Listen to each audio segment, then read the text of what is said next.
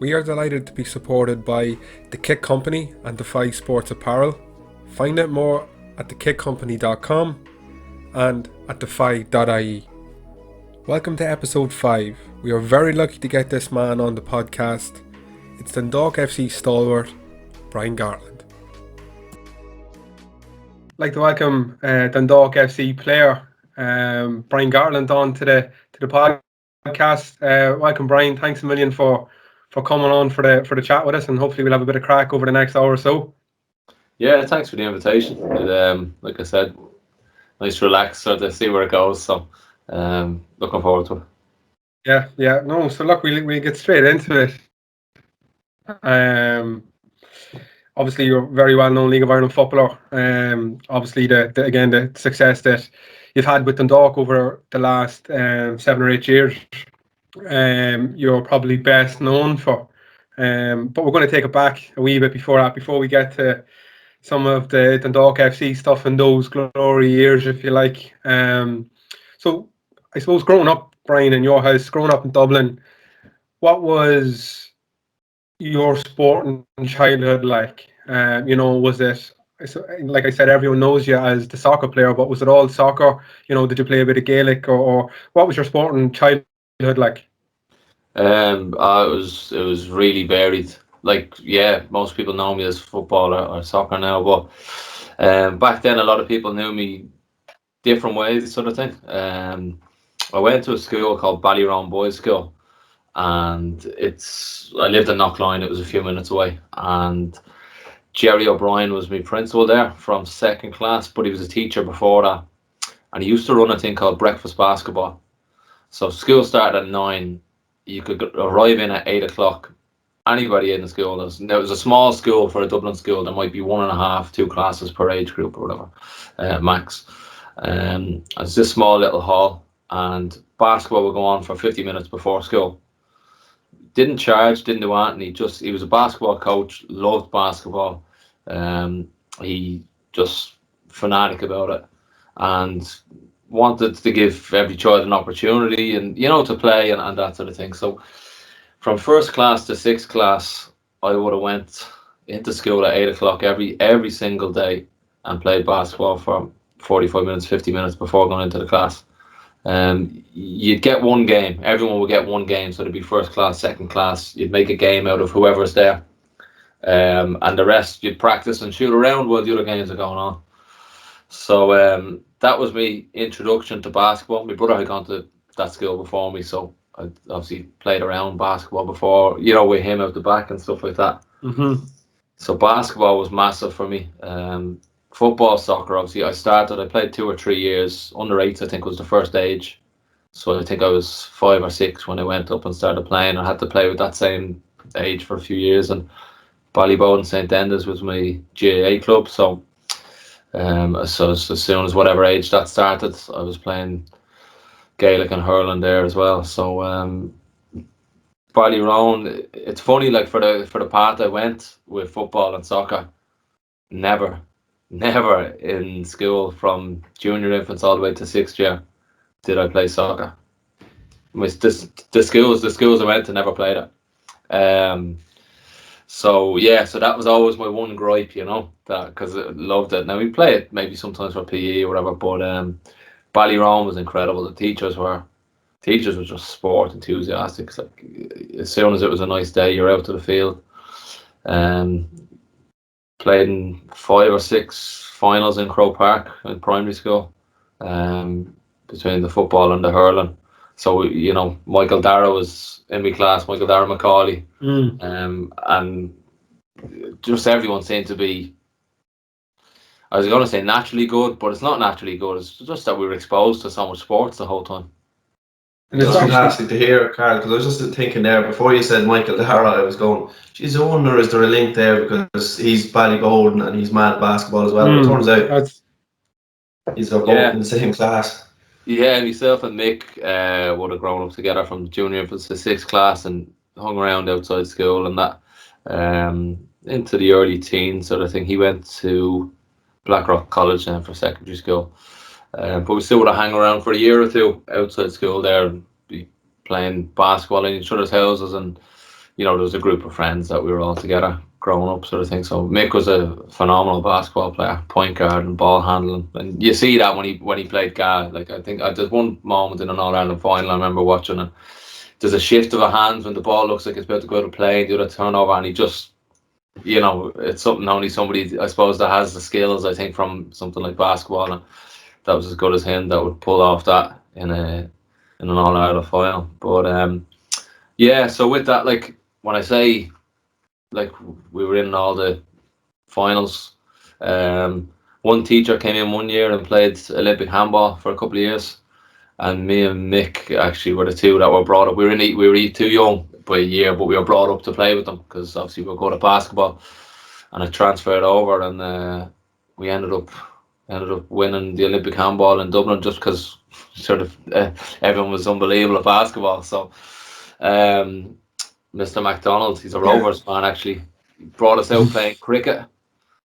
You know, so we were exposed to cricket, like, and you never would have thought, like, just Everton sports days, you're just constantly playing sports, different games, and it was so I suppose the exposure to sports as a child in school, in primary school, was, I'd say, you wouldn't find it in many places around the country. And then outside school, sure, I was in every club there as well playing. So you're playing it in school and you're playing it outside, and then the same group of friends, you know, played in school and outside of school on the teams together. Then when we hung around in between training and school, you were playing football or Gaelic or basketball or something. So it was just non-stop around the clock. Then when you go home with a brother 4 years older, and he'd no mercy or sympathy, so you know, you're getting a rough and tumble of playing with, and that's a massive thing, I think, playing. You know, I'm the younger sibling, so I'm learning from the older one,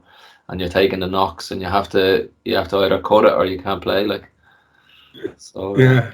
I think that's amazing that you know, kind of just out about it, like, how did you end up becoming a football player? Because I know the basketball league in Ireland has gotten a whole lot better, and I think it's, you know, the standard of basketball in Ireland.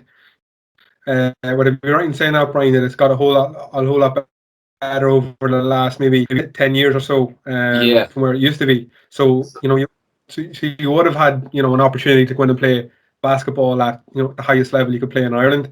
You obviously weren't too bad at Gaelic football either. You had the height, you know, and I'm sure you had the hand skills and the hand speed as well. So without playing soccer or football, if you like, you have to be careful for what we say of football. Where did that come about then and everything? So how did you end up becoming, you know, a League of Ireland player? Basketball was massive, and just lived it. But I lived every sport at home, like I was saying there, growing up. And in the 90s, you're right with the standards. In the 90s, the standards and the traction behind basketball in Ireland was massive. The Sprite Cups, like, was a massive weekend for us, and we'd be going up to watch Delta Notre Dame, our local club that we played for, playing games, and there'd be hundreds or a couple of thousand at it. And you know, big American players in, like, Ed Randolph, you know, playing Darren Randolph's father.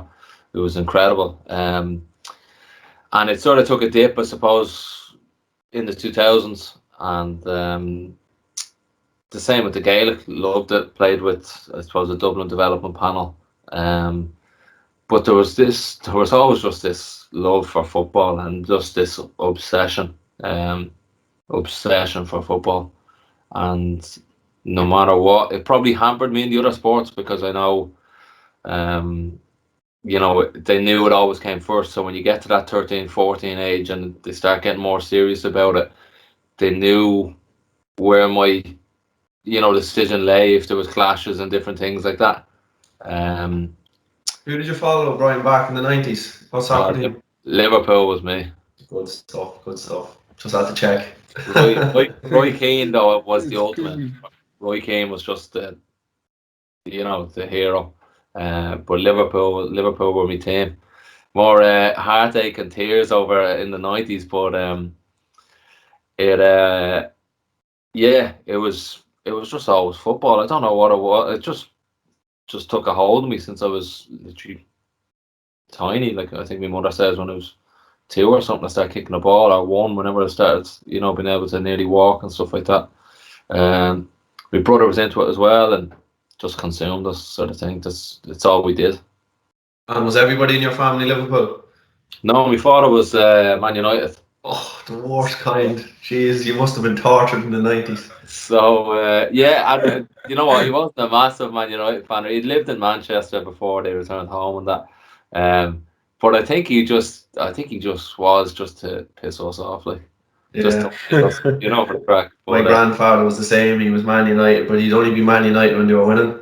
Like, you could see his television in the front window, and you'd know the United would be on the telly. But if he heard you coming in the front door, it'd switch to the Gaelic. And we'd know the whole time, but he'd never admit he was Man United. But he'd always give us a hard time over Liverpool being poor in the 90s. Brian, what? So what was the name of your local club you started playing football with? Gatland United. Just not. They're still going. Yeah, they're still going.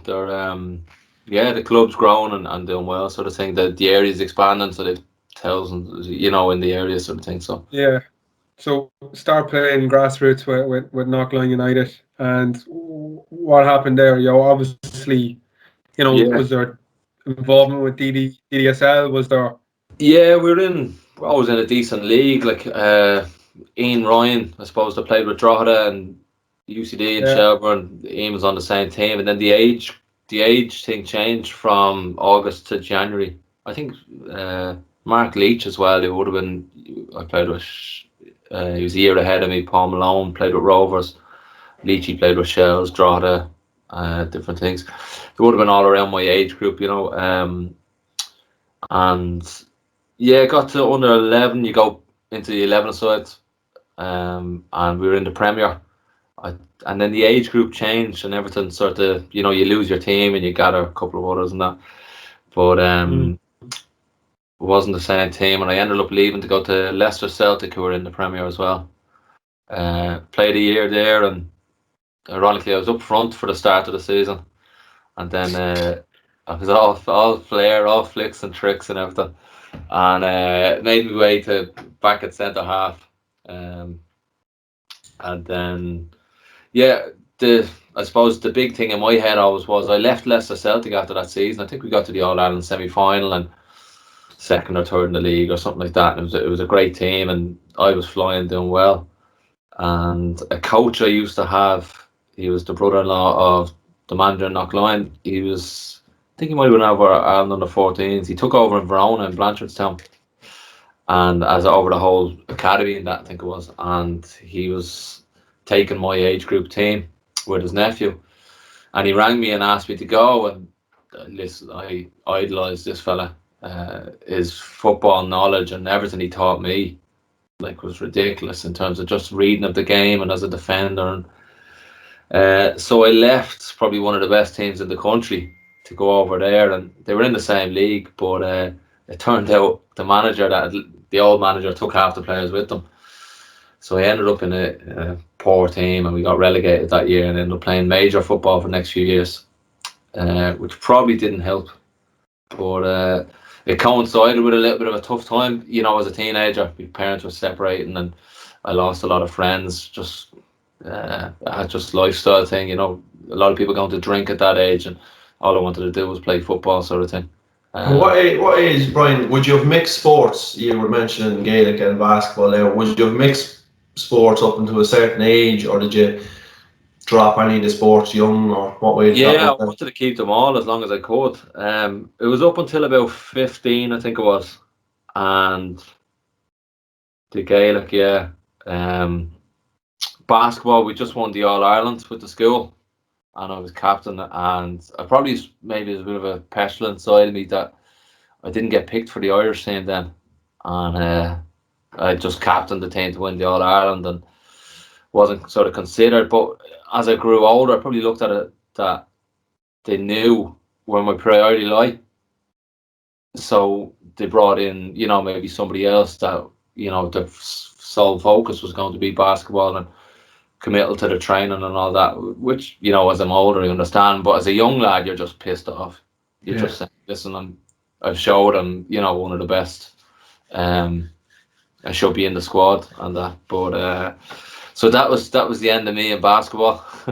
It's mad to hear that. I suppose a lot of people can relate to scenarios like that where you feel like you should be getting somewhere and then you get knocked back. Like, but it is hard to deal with. But like as you said there, and as you see in your career, it's about bouncing back, isn't it? You know? Yeah, that's what it is. And the other thing is, like, there's perception. And as a young lad, like, I might have just saw stuff one way, you know. You know, all I think is I'm good enough. I should have been on it, and I've proved I'm good enough, and you know, and that. But that's how I saw it. And there's sports all about opinions. Maybe I wasn't good enough, you know, or maybe I didn't have the commitment to basketball, which is right. You know what I mean? You're taking a spot, and I know a lad. I remember he wasn't in our starting five, and he got picked, and his mother actually said, "Listen, you know about me not being picked and whatever and that sort of thing." To the coaches, but that lad ended up becoming a phenomenal player. So they obviously saw the talent in him. They saw, you know, and he was devoted and dedicated to it. And over the next few years, he was a phenomenal basketball player. He was brilliant. So like, I suppose as you get older, you know, you look at stuff with different perspectives, sort of thing. And it's all part of growing up. You get knocks, like you said, and you bounce back and that sort of thing. But yeah, sport's just about how you, like, if you're not going to go through sport without getting knocked back. So it's just about how you deal with things like that. Brian, just going on to, I suppose, the League of Ireland side of it and the League of Ireland clubs. Yeah, how did you end up at Bray? I went to St. Francis for the schoolboy football. I ended up going back to Leicester Celtic for a year at leaving cert because I was travelling across the city. You know, it was taking.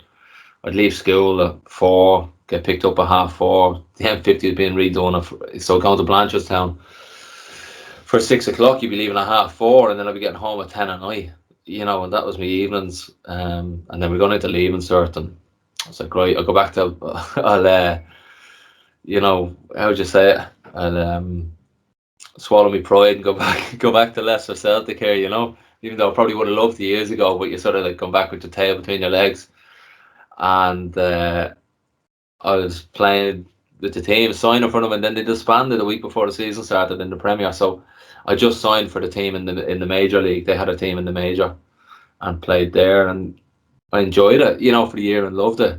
I think the standard was a little bit below, you know. I should have been playing Premier, but there's a lot to be said about enjoying what you're doing as well and that sort of thing. So after that, then I went 1 year to St. Francis in Baldonnel there. They asked me, they were putting a team together from a load of players, maybe under 17s or 18s, and went there, and it was a coach there that was friends with the physio or had a relationship with the physio at Bray, and he recommended me. So they brought me in, and I think I was 17. I might have been 17 or just gone 18, and was training with Bray, and you know, that was just the start of that. Loved it. Over in Clonkeen College there, and the 21s, I was playing for the 21s, and they trained the same time and on the pitch next to the first team.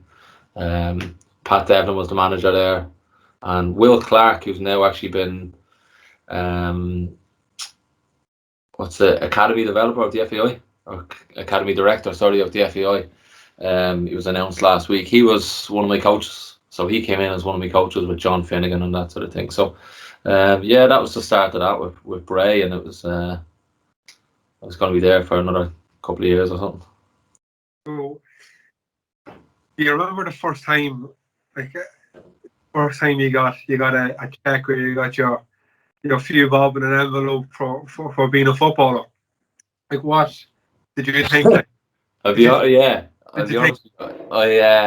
I've made the big time here. Oh well, it wasn't the big time, but you're buzzing just because you're signing a contract and that. But the first year, like it's under 21s and I was 17 sort of thing. So I'm on the bench and you're getting a few minutes here and there. And we ended up winning a cup, but I didn't play in the final. And then the next year I'm playing and I was captain of the 21s. I thought I was 18 or 19. And I was doing really well and brought into the first team on the bench against Pats in a cup game, I think, and squad against Cork. And Devo said to me, you know, I like your right full, you're big, strong, and I just want me right full to hit the corner. You know, it was football back then, that's what it was. So I'm thinking I'm doing well here. I'm thinking, right, getting in the first team now and, you know, have ambitions to move and Irish 21s and different things or whatever. But I ended up getting suspended for 4 months. But like it's mad. Number 14 did something to a referee after a game, and I was wearing number 4, and they only saw the 4 on his back. There was a big melee, and sure, that was me done. And disciplinary hearings with the FAI and everything, but sure, they weren't hearing that. No, it was my word against theirs or whatever. But I went back to. I signed a deal for Bray then. That's a good excuse, by the way. I wish I got my hands on him. I signed a deal for Bray then, and it was 50 quid a week with a 50 quid appearance or something. Like that's what it was. Like, but you didn't care.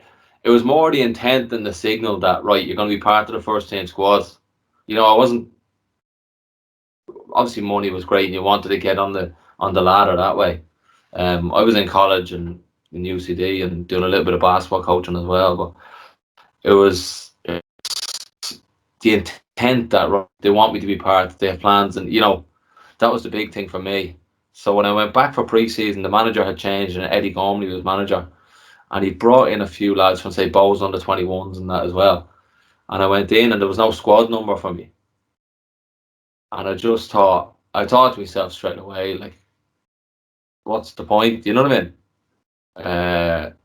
Like, these lads obviously I'm playing against and I'm excelling against them sort of thing in their league, in the 21s league. And just because they're coming from a bigger club, you sort of, you know, you regard them higher than me and the other lads here sort of thing.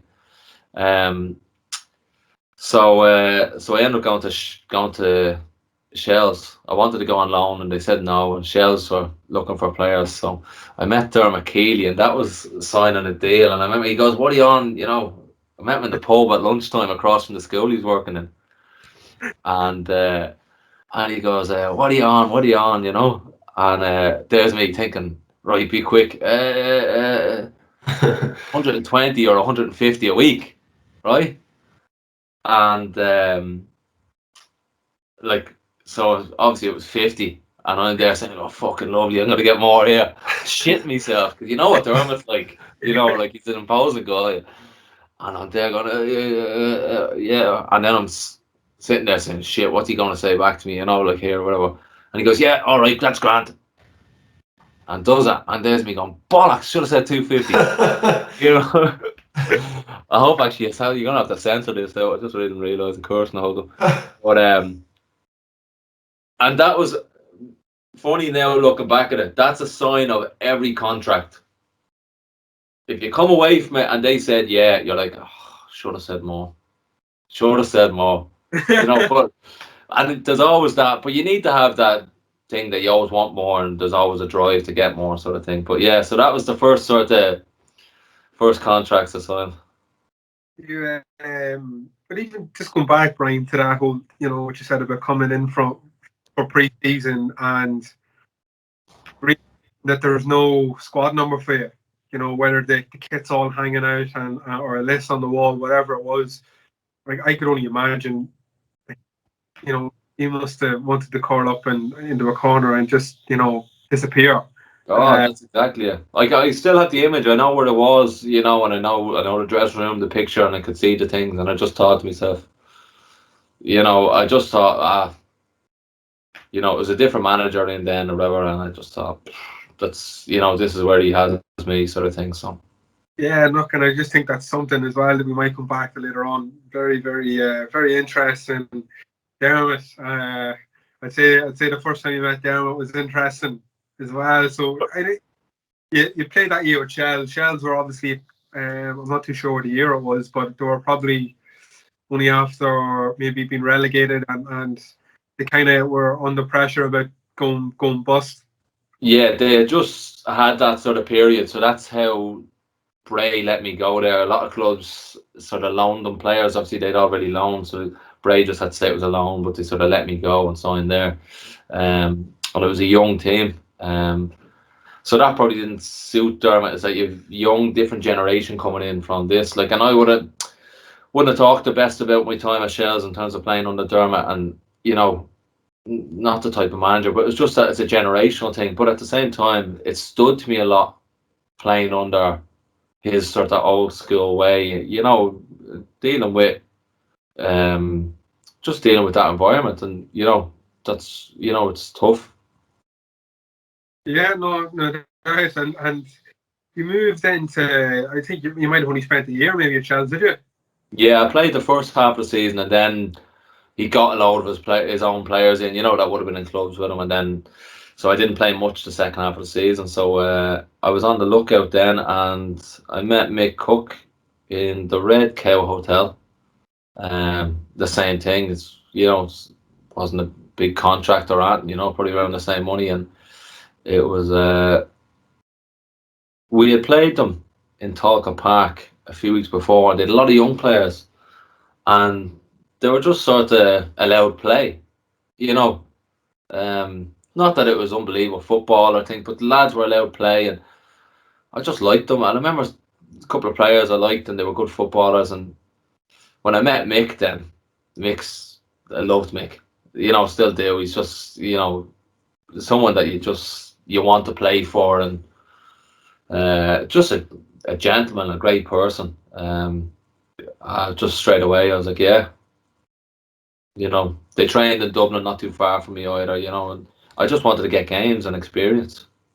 Yeah, and I think just on Mick Cook, I think he made Grimes the captain of Monaghan, and Shane Grimes captain of Monaghan and Drogheda when he went there. Yeah, he was with a good time for Grimesy. Yeah, I think Grimesy was there. I'm trying to remember if it was a year or two I played with him at Monaghan. I think it was 2. 1 year anyway, and Grimesy's a great fella, and Grimesy's your ultimate to have, I think, like that in a position. Like he's so consistent. His fitness is consistent, his mentality, his performances, everything about him was consistent. And again, just gentleman, good temperament, sort of thing, but so competitive as well. He's got that sort of bit in him to get stuck into people as well. There's no too nice. He's not too nice, and yeah. So I think Aidan Lynch and Dom Tierney, I think, were captains then, and then we all left at the same time. And Grimesy took the captaincy over, and they got promoted then under Grimesy. As a captain, I think. Yeah, and I think you were probably lucky because I think Roddy Collins came in the following year, and I don't think much didn't see out the rest of the season. I remember watching the documentary. No. I couldn't be there actually. Mick, I remember thinking I was there 3 years, and we'd done really well against Premier teams. We'd missed out on a penalty shootout from promotion, and I'd met Pat Fenlon about going to Bowes, Martin Russell about going to UCD, and I'd a couple others, whatever. And I just remember I ended up going to Portadown to talk to them. Pat McGibbon, who was ex-United in Portadown, said, "Listen, we go up and have a chat with them," and I did. And I ended up signing there and then. And I came out and I was in the car, and I just said I'd sign till the end of the season. It was half a season, and I'd get a summer holiday for the first time ever. The league was in shite down here because of money. The recession had hit, and I used to be annoyed. The same players were going merry-go-round, sent the house from one club to another club to another club to another club, and same lads playing just with different jerseys all the time. And sure, I wasn't getting a shot, so I just said, I'd go up here and see what it's like. And they threw a bit of money at me as well, so it was grand. But I was in the car after, literally a few minutes after, I hadn't left the car park, and I got a call from Mick. "What the fuck have you just done?" So obviously you'd gone through, they're trying to get an international. Mick gets a call from somebody straight away.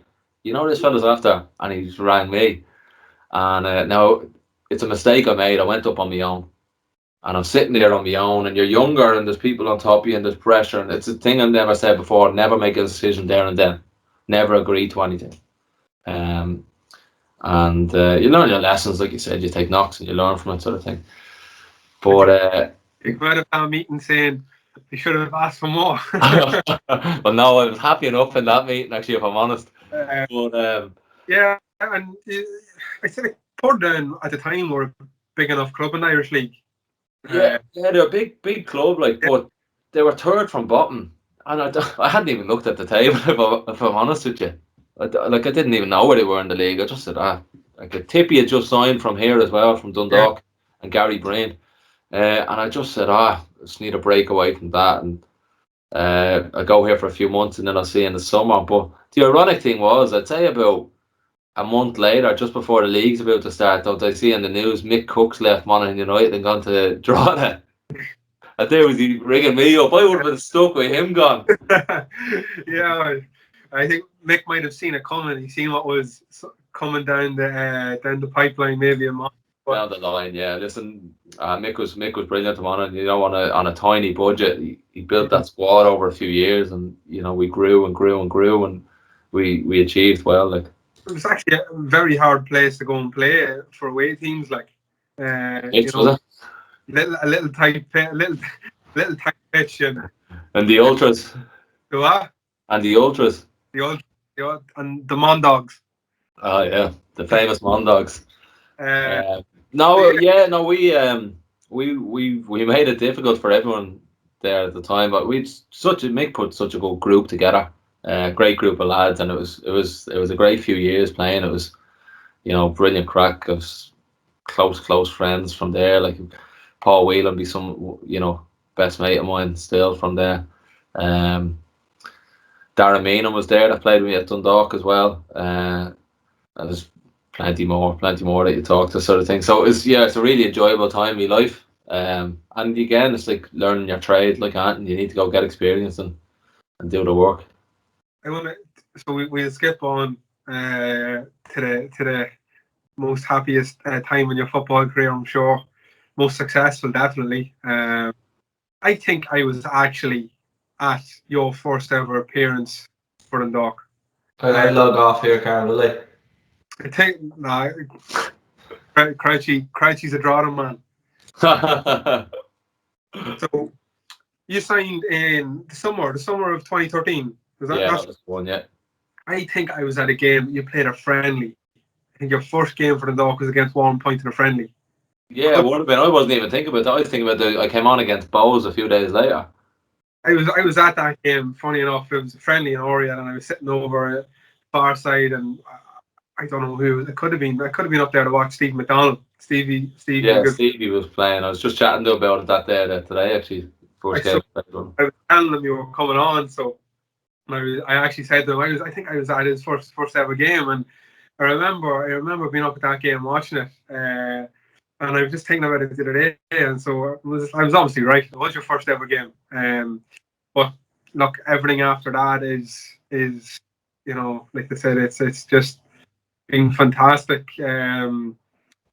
From my point of view as a League of Ireland fan and a Dundalk fan, because I remember watching Dundalk in that first division, and you know, there weren't great times, and I know people would have talked about Dundalk in the 90s and the 80s and whatnot, and even the 70s, but obviously I wasn't around to see any of that, so all I knew was the Oriel Park on a Thursday night, as it was at the time. I was just about to say though, but that Thursday night seemed like some crack, because when you went there as an opposition team, I remember it. Oh my God, the place was on wheels. I never. All got half days. It was great because we used to go to school the next day. Sure, it was all we talked about, you know, or even. But I wasn't old enough now to be rocking in the shed, but I was there watching the games. So look, it was great, and obviously, I want to get your thoughts on even, you know, your career at Dundalk and how it transpired into what it was, because it's just been a fairy tale for Dundalk fans, and I think even the League of Ireland, if everyone's being honest in regards to European runs and treble, was it 15, 14, 15, 16? Yeah, so treble in the league, treble league. 3 in a row, yeah. Oh, it's just been mental. So, look, how did, firstly, I'll just let you take it away now, but even to start by how you ended up signing for Dundalk. Yeah, I'm sick of travelling and wanted to come back down. I was training with Shells, and I was waiting for them to give me an offer in Shells. I didn't want to travel, I just wanted to play in Dublin. And I was mid-20s, I was 26 actually. I was thinking, right, I'm going to have to start, the dream's gone now. You're going to have to start sort of thinking about other things if you want to get a mortgage and all that. And so I was training with Shells for a few weeks and trying to draw it a few times. And they were in Europe, so Mick was saying, listen, I need to get a couple of lads out to free up the budget. But obviously lads were hanging around to get you around in Europe, you get your bonus and whatever. And then Johnny Mack hadn't offered me on, but I was enjoying the training and enjoyed the group there. And then I played a game against Peterborough, a friendly, played really well, and he offered me something, and I said, listen, I needed a little bit more, I can't sign for that sort of thing. Learn from me mistakes before. And then the next morning he rings me and he says, listen, I don't know, it was Mick rang me first and said, listen, Garth, I'm trying to do something or whatever. Got off at a missed call or a voicemail from Johnny Mack, and he said, I was talking to him, he said, listen, we can get you another 100 whatever. And then I got off that and I had a missed call and a voicemail from Stephen Kenny, and out of the blue, like, hadn't talked and that sort of thing. So I rang him back. I was talking to him. He wanted me to sign there and then to play Friday against Derry because they were short centre halves. They only had one or two, and then Rossi was filling in at centre half. And but I didn't, and I left it, and I went on, and I was like, right, I'll see. And part of me was like, if they win on Friday and Derry, they're in the mix. They have a good chance of staying in the the top four and that and pushing on. So I sort of like, well, we'll see how Friday night goes as well.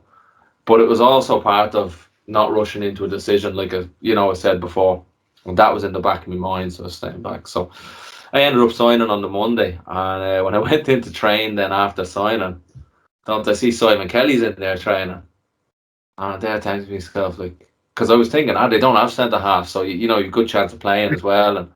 And then I'm in there and I see Simon's there, and I'm like, obviously, he's big, imposing fella, lots of experience with Dundalk, and then he was playing abroad. And I remember thinking, more competition sort of thing. You just, again, it's like that. You go in, you expecting one thing, and you get a little surprise, and you're sort of thinking. But loved it from day one. The group and Stephen, it was just like, it was such a good feel to it. It's such a buzz and energy about training and about everything, and even finishing and stuff like that.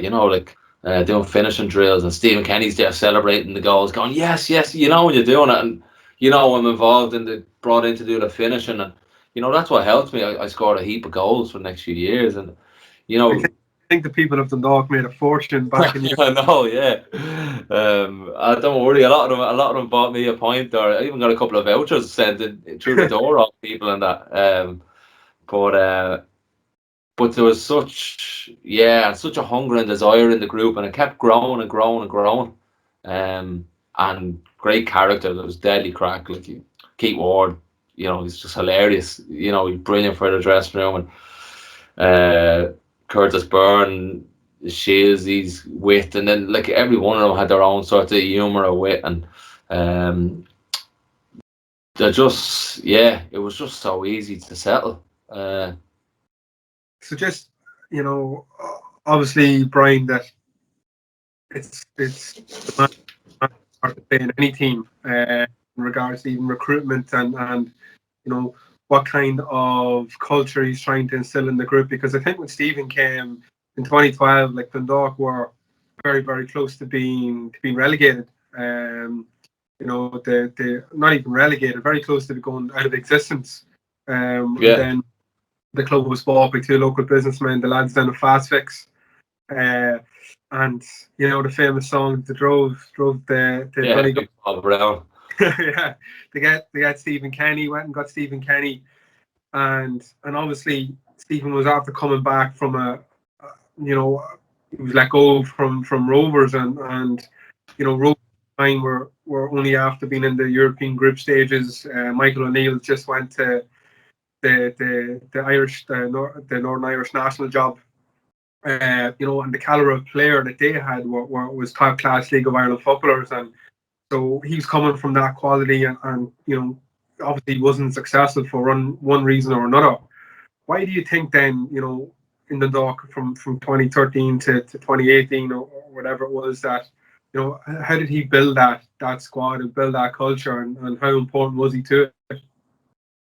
He was everything to it. You know what I mean? He built it from nothing, from scratch. You know, and it's not an easy thing to do, to build a team, you know, from the bottom, and wasn't a big budget. Like, I can tell you then, it was small money. The same money Shells were offering me, they were bottom of the table. And I know for a fact everybody was on, you know, Stevie O'Donnell was probably the biggest, and it wasn't even, you know, much more. And I think it's just the character recruitment. It's just identifying, like, he obviously does his homework on people. You know, I doubt he rang me without knowing my background and knowing what type of person I was, and you know, my attitude to football was. I played against his teams. Derry were in the first division that year with Monaghan, and I played against them, and so he would have seen me playing and that. But he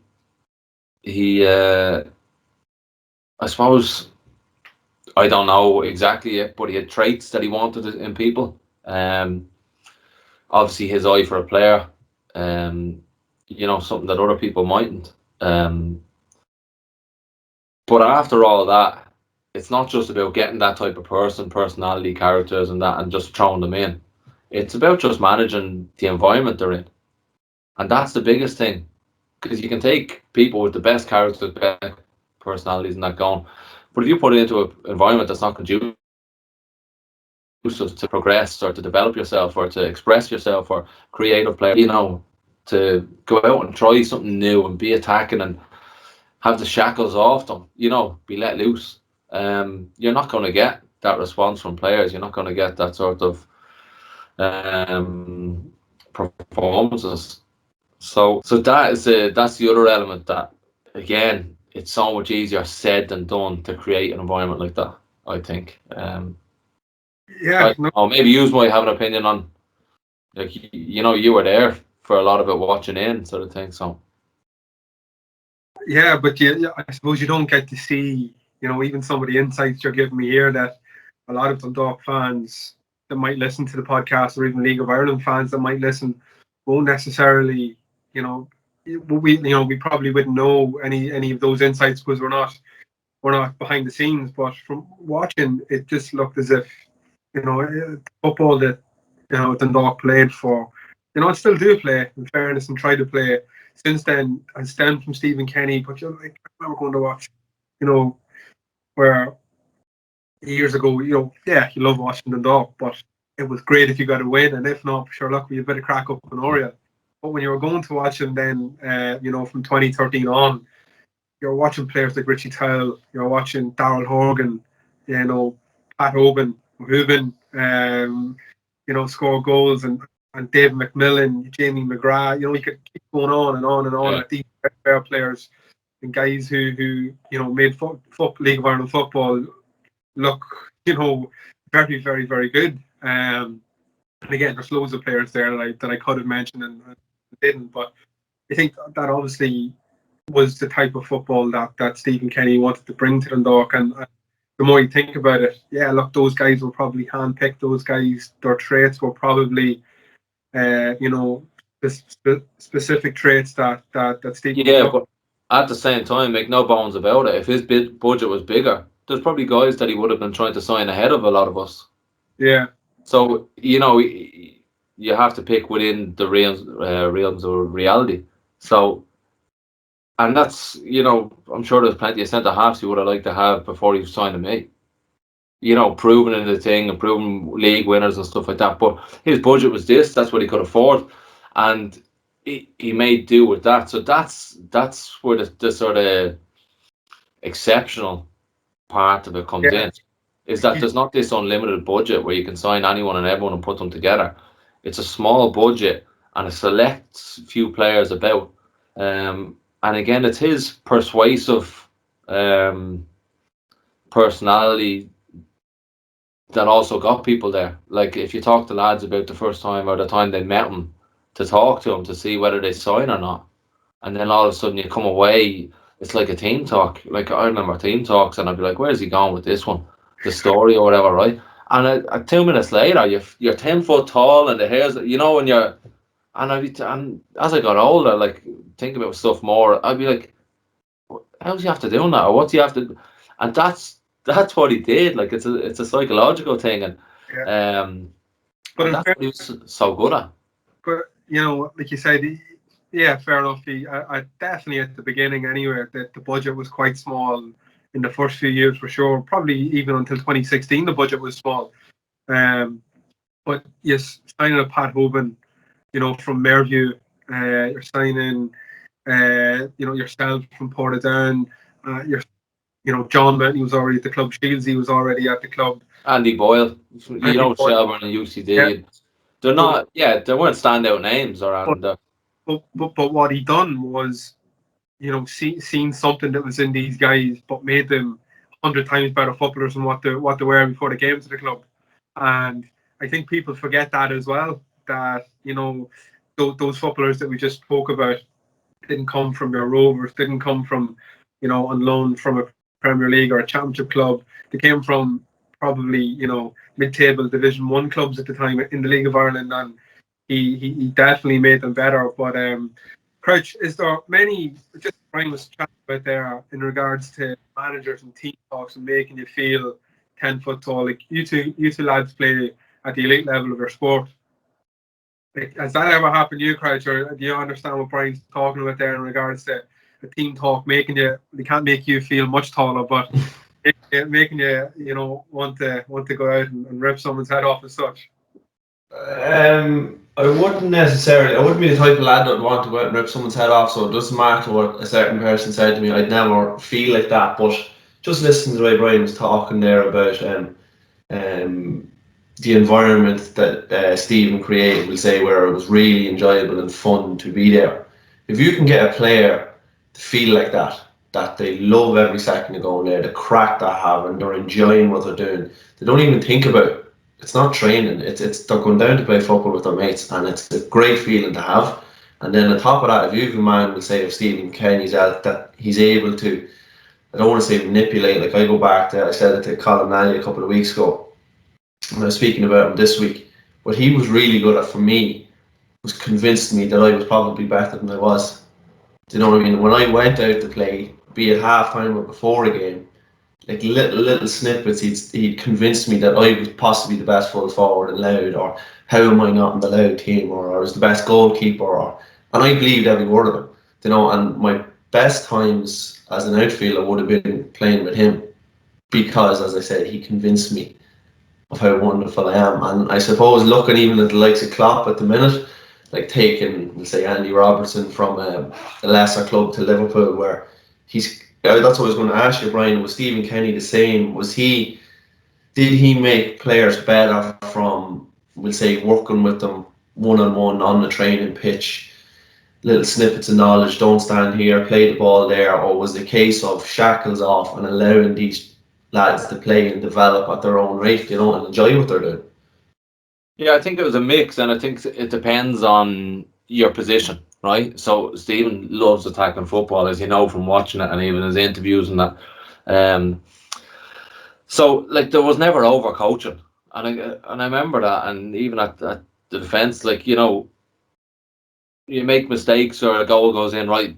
How do we fix that sort of thing? But there was never over coaching the whole time, and it was just a reminder of the basics, and because I don't seem to always remember doing a lot of work at the back. Now, you do a little bit, but not intense loads of it. And I always remember with the attacking players, especially the wingers, and it was Darryl Horgan, same with Mickey Duffy then, it was just, people are paying in to see you, is what he'd say.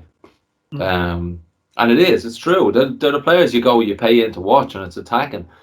But I also remember as a defender, when we're keeping the ball and possession football was coming in, and it's grand, and we always tried to retain possession. But if you kept going across the back with it, I remember one day losing it and going like, yeah, we don't want to give the ball back, but we want to go forward. It's an opportunity to go forward, we go forward.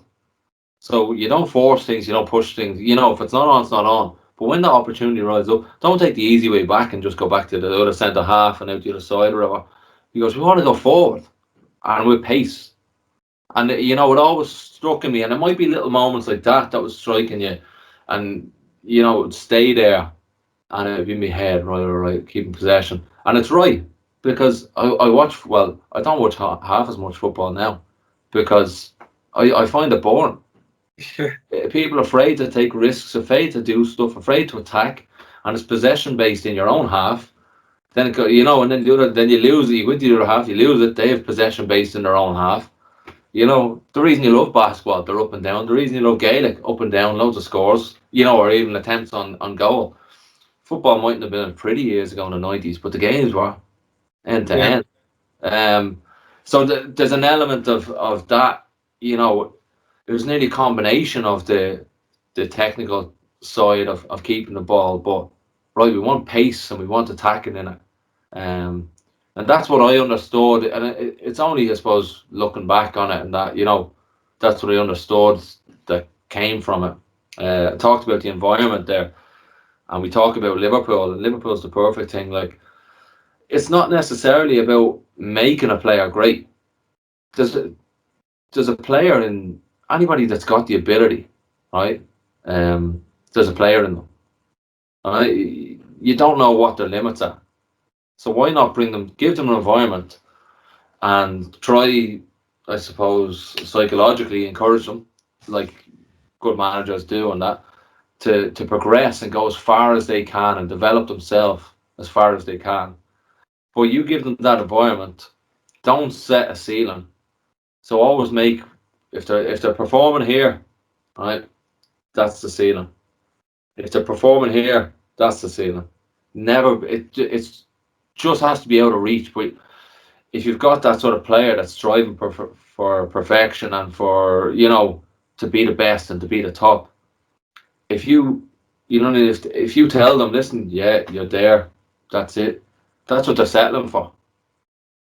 Whereas if you always leave that there's more, well, you're nearly there, and that's what I feel compared to some other managers or some other people I've seen, is that I've seen in other cases that a player be performing down here, and really their ceiling there shouldn't be one, and their normal performance would be up here, but the ceiling's been brought down to them, and it's the same thing. It's a mental. If you it's an easy way out as well for a player, is that you're convincing them, oh, you're playing brilliant, you're flying. No, you're not. You've been below par the last few weeks, and it's not going to help. And to me, listen, maybe it's different than but to me that's not going to help. Maybe with some players it does, but I think you need to address and always have these sort of ceilings that are just unachievable, but they're always in sight, if you get me. And that's what Stephen did, and he created that environment. You look at Klopp now. Football is mental. Every sport is mental. The biggest thing is mental. Liverpool players aren't poor players overnight. Their heads are gone. Their mentality is not the same way. They're not pressing. They don't have that hunger. They don't have the desire. They're less decisive. They're not making decisions as quick as they usually would be, because they're indecisive. Oh, should I, shouldn't I? They're unsure of themselves. And it all comes down to the head.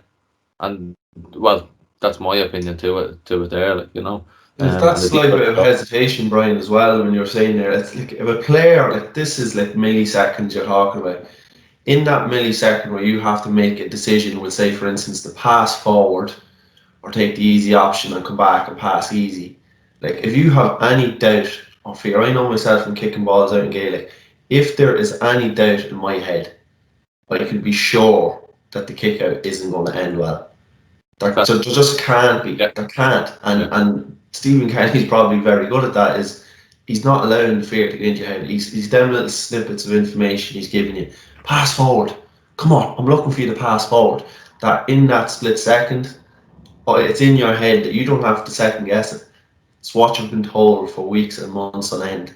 That if you're being closed down by a striker and you're looking to pass forward, it might be a slightly difficult pass, but the best players will make that pass because they believe in themselves to make that pass. The less wonderful players will turn and take the easy option and roll it to a fullback or something. But that's the way I see it anyway. And that's exactly it. But the difference is, like, say again, this is where external factors come in rather than, say, Stephen Kenny. Is, let's say you're having a shit time at home or something else, nothing to do with your sport. Your head's in a certain space and you think, and you might have this little bit of doubt or lack of focus or whatever. And again, you're getting pressured and you're going to make that pass. And usually you've been in form for the last 2 months, last week or two, you've got out of form. You go to make that pass with less conviction and it's not coming off. Because obviously you've this sort of fear of failure creeping in instead of just, banging it in like you would. So again, there can be a heap of stuff that can come into that. It's not just a manager and your environment, but it's outside. But a manager in the environment can help you get away from all that, everything that's outside of football once you go onto that pitch, sort of thing. And it's a very hard thing. Listen, if it was easy to do, everyone would be doing it and managing it. But it shows that the mental side of any sport is the major side, because you can have all the ability in the world, but if your head's not right and if you're not on it and you're not doing stuff right, that fear of failure might creep in, or lack of focus, or the doubt. And like you say, that it's a millisecond you make a decision in. If you pause an extra millisecond, that space is closed. And you have to go back with the ball, so you've missed that opportunity to go forward.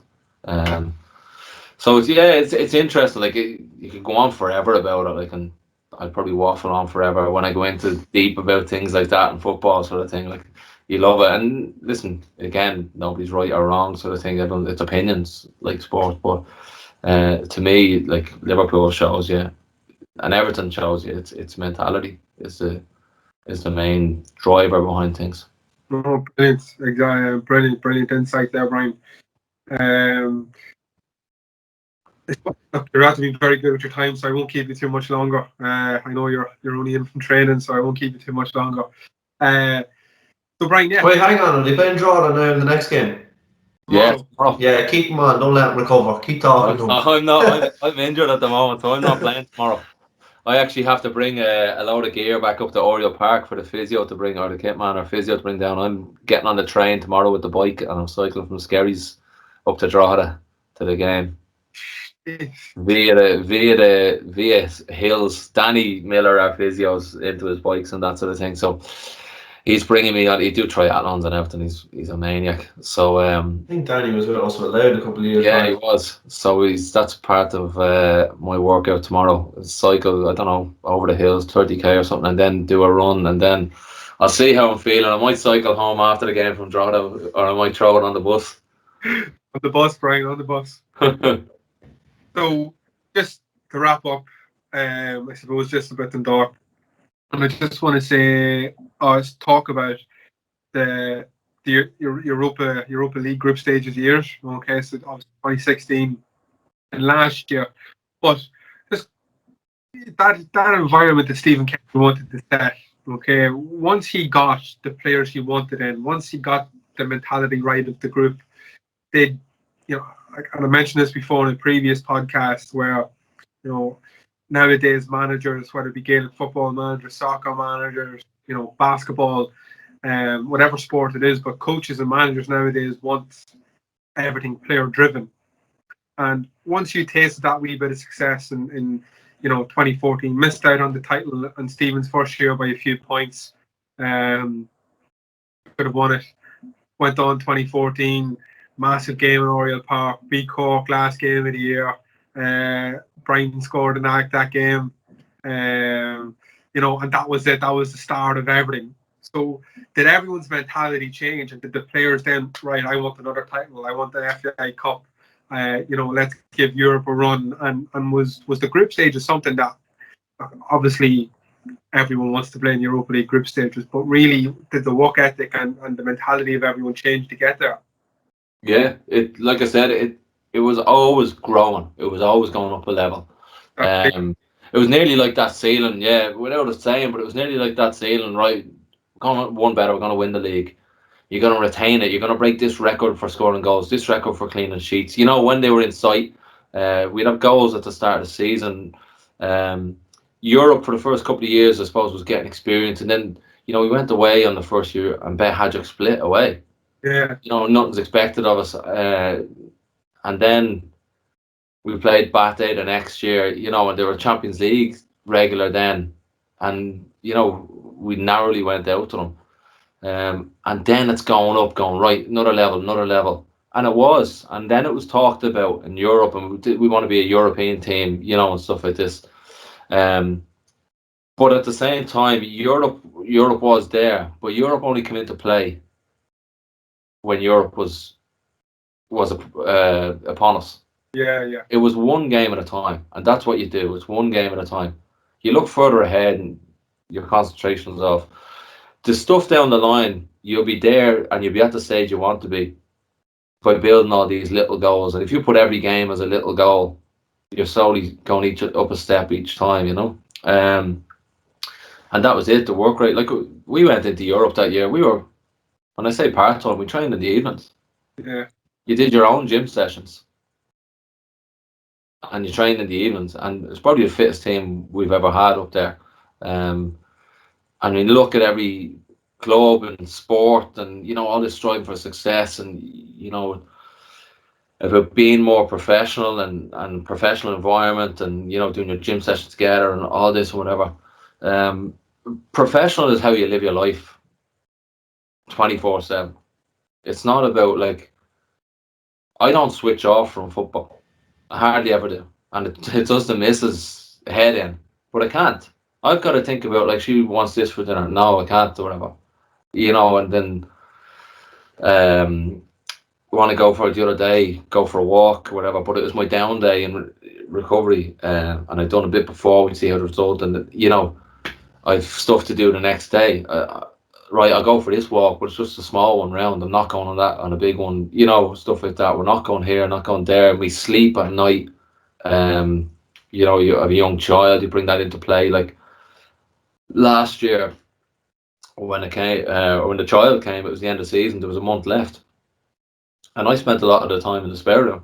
I just said I have to, otherwise my performance is gonna dip, and that was it. Like, and I was going through a phase there where I've been left out of the team, and then got up. But it's just the way it is. I don't go to stags, I don't go to weddings. You hardly any nights out. You don't drink for ages. So professional is how you live your life. You could then change and go full time, and you have everything perfect in terms of your environment at training. But if you don't have to go and living their life right and having this mentality as a professional, you won't get the rewards. And that's why the 2016 team got there, because players were animals. The majority of them, and if they didn't last. Every year a few players would go, and they were just animals in how they thought, how they ate. Don't get me wrong, you probably know, Carl, some of the stories and the nights out, because you were probably there. Like, yeah, you were there. Feel like we had unbelievable nights out and crack, and regular enough. 2013, 14, 15, even a bit of 16 before the chaos of all the fixtures came in, but only at the right time. And that was brilliant as well, because that's, again, playing into your mentality. You can't work and never have any crack. You can't get that bond in a team if it's only in that sort of stressful environment sort of thing. So I think that gets lost in today's world.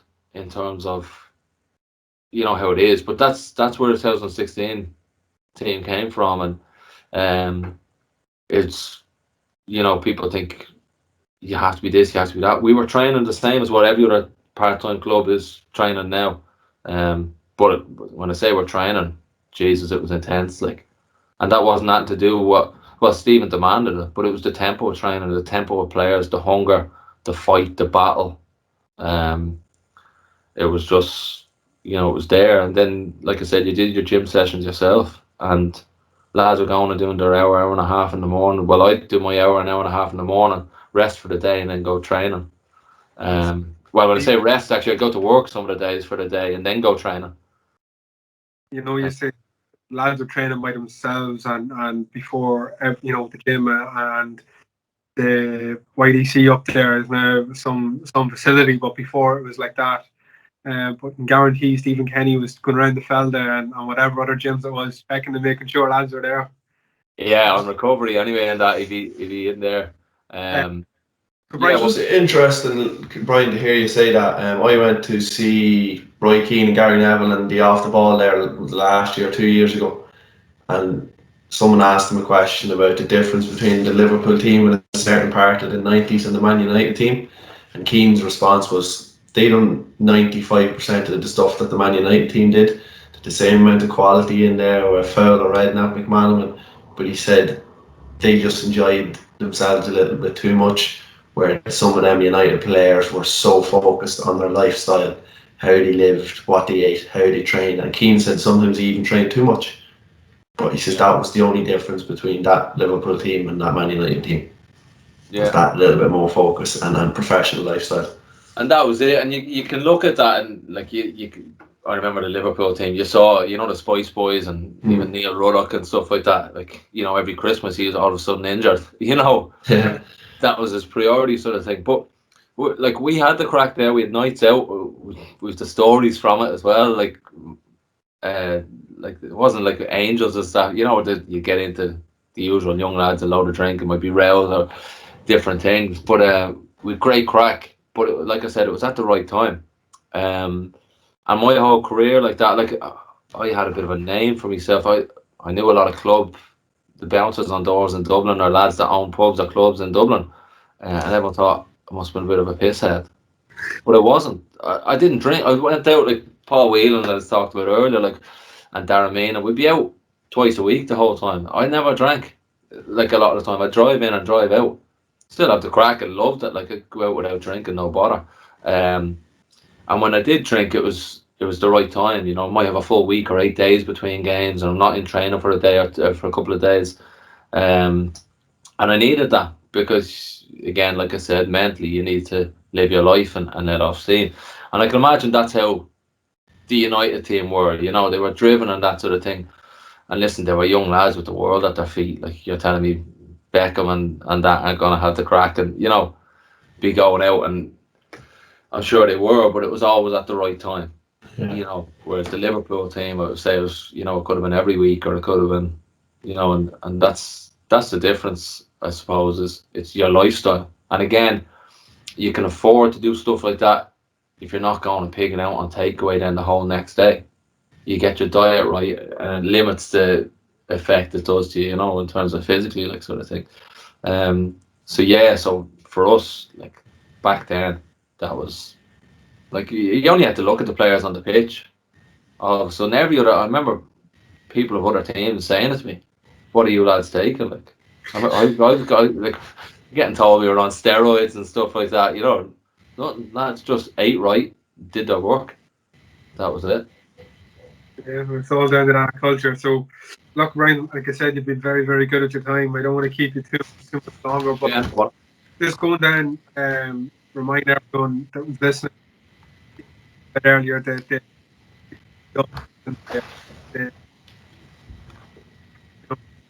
Sorry, you're breaking up a little bit on my end. I can't. Yeah, no, you're breaking up, Carl, a small bit. You've got me? Yeah. Happy now, yeah. Yeah, no, so you talk about the I suppose the uncomfortable moments in your career, going back to, you know, the upsets and the down days, going back to Bray, obviously with the no squad number, basically going in for pre-season, going to Gatland, and there was new players brought in. So, even at Dundalk, you had ups and downs, and you just spoke about it. You've played through that 2013, 14, 15, 16 season, the most memorable years probably for the club. And then, like you said, last year you were making all these sacrifices with having a new baby, sleeping in your spare room, and you weren't even getting a game for a huge spell. Does that just, and something you mentioned the whole way through the podcast was mentality, and you just finished speaking about it there in regards to that 2016 team. And, so it just shows that when you come back into that team last year, you were probably one of Dundalk's best players throughout that European journey, that league. And do you put that down to your mentality and your mindset? Yeah, I would. I suppose at my age, you got to know your strengths and weaknesses. I'm experienced enough to know I know what I'm good at, I know what I'm bad at, or not bad at, but need, working on, or need to, I suppose, remind myself of. And all players should know their strengths and weaknesses. If you're honest with yourself and you're real, you talked about mistakes there, like in terms of setbacks, and 2016, was the toughest one for me. But it was one of the toughest. I made a mistake, and in the European stage, cost the game, and you just want the ground to swallow you up. And because it means so much to me, you work so hard. Everyone's working so hard. If you cost a little bit in one game, it killed me. And the same then, was it 2018, 19? 2019. I've been playing with clawed back Rovers from 8 points behind, we're 13 ahead or something like that. We just played them down at Tala, and played majority of games, and all of a sudden it's just dropped out of nowhere, no explanation, nothing. And I spent the next couple of months, a lot of it, on the bench. Nothing said to me, and no reason, sort of thing. So for me, especially at my age and senior players, it's hard to take. But sometimes I sort of just have to tell myself, you have to take it. Well, what can you do? Like, I can't change that. I can't force them, whatever reason or whatever. I can't force them that way. But all I can do is keep my standards up for myself, not for anyone else. First and foremost, for me, because you're only proving others right if you drop it, and then you're not good enough, and then you do get put in a game and you don't play well, and then sure, everyone's saying, "Oh, sure, that's why he's not playing." It's a vicious cycle, sort of, that way. So it is mentality. So you just have to, now listen. You're down. You're pissed off. Lord, I could go on forever about it, but ultimately you can have all those feelings, but you need to just keep going and plowing away. And the biggest thing, I wouldn't be one for quotes, like a lot of people say, like, you don't fail, you learn. I think that's the title. Is it McGregor or John Kavanagh's book? Win or learn. Win or learn, yeah, sort of thing. And it's true. But Jim Stein's My Journey, his book I read. Fantastic book. One of the best books I've ever read. Yeah. I don't know, it must have been 10 years ago or more. And now Jim would have been from down the road from me. So when I was growing up in Ballyroan, his house was beside the school. So his brother Brian played for Dublin as well. So they were two local heroes, for me when I was growing up, when I was really very small. Like, so when I read that book, like, and then the little documentary, like, it's powerful, and it's not just to do with sport, but obviously his life. You lads know, like, the resilience that man had was phenomenal, wasn't it? Ridiculous. And and the courage, and then his other life in terms of working with the youth reach and everything, like, outside of sport, like, it spoke volumes when they had a state funeral in Melbourne for him. That says, I suppose, the mountain of a man he was over there. Mm-hmm. When he's from Ballyroan here. When I went over to Australia for 2 years, but I was out playing club Australian rules, like, and we were just out working on the farm, you know. They could never remember my name and they could never understand me, but they used to just always call me, oh, there's Steinsy. They call me. So, you know, that's 2.5 hours outside Melbourne, but the only Irish person they could think of was Jim Steins. Yeah. You know, like, only foreign player to win the Brownlow, you know, over there sort of thing. So, anyway, one bit in his book, and it's the difference. I highlighted it, like, and I wouldn't be a big reader, and again, for quotes, and I'd be giving out about people living off quote, you know, people on in social media just put up quotes and all the whole time. I'm like, actions speak more than words sort of thing. Stop putting up quotes and just go get yourself in shape, you know, or whatever, or do whatever.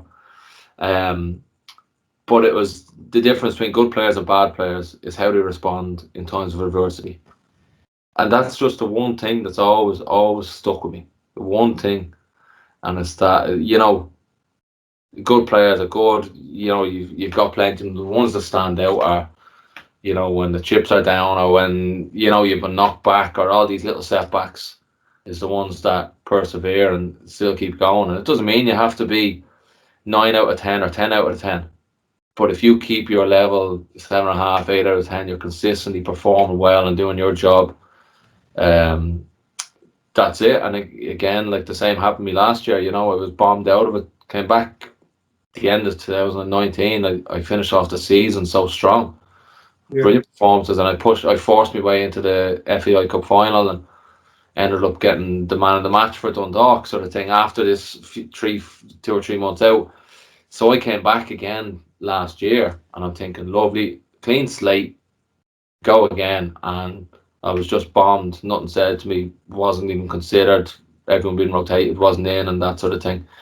And again, lockdown came, and I thought, like, crisis presents opportunity. And I just said, listen, I'm going flat to the mat here. I'm going to have a few months, and I got myself in probably back to the shape I would have been in a year or two before. Yeah, no, definitely. Looking at your Strava 5Ks, they've been questioned by a lot of people. A big fella can't run. Even someone in America got on to Mike Tracy saying, "Is that the big guy? That's definitely not real." Definitely moving well. Looking at those times, but Brian, like I said, I could sit here. I've loads more questions I could ask you. I know one, Carl. I know one. Get him to sign the Sean O'Matt in his contract before he gets off the call. I already transferred to them. Yeah, from Ballybowden about 3 or 4 years ago. So Brian, enjoy your last year playing soccer, and I'll see you down the O'Mahony's next year.